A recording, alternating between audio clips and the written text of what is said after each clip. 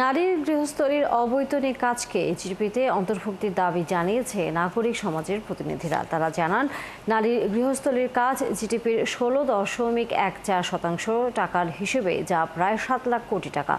মানুষের জন্য ফাউন্ডেশনের আয়োজনে গৃহকর্মের স্বীকৃতি, পথ লিঙ্গ সমতা অর্জনের প্রথম পদক্ষেপ শীর্ষক এক সংলাপে এই তথ্য উপস্থাপন করা হয়। সংলাপে পরিকল্পনা উপদেষ্টা ওয়াহিদুদ্দিন মাহমুদ কর্মক্ষেত্রে ব্যবস্থাপনার দিক দিয়ে পুরুষের চেয়ে নারীদের সক্ষমতা বেশি। তিনি বলেন, মেয়েরা শুধু ঘরের কাজই করে না, উৎপাদনও করে। তাই নারীরা যাতে তার কর্মক্ষেত্রে তার সন্তান রাখতে পারেন, তার জন্য ব্যবস্থা নেওয়া হচ্ছে। তিনি বলেন, জরিপ অনুযায়ী 60% নারী গণপরিবহনের হেনস্থার শিকার হন, যা দুশ্চিন্তার। তিনি বলেন, নারীর গৃহস্থালী কর্মের কারণে মানব উন্নয়ন সূচক বাংলাদেশ গুরুত্বপূর্ণ অগ্রগতি অর্জন করেছে।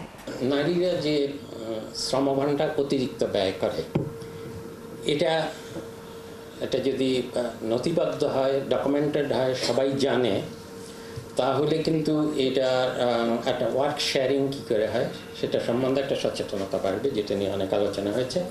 আরেকটা হলো কী ধরনের ইনভেস্টমেন্ট করলে এই ওয়ার্কলোডটা কমে বা আরেকটু শ্রম লাঘব হয়।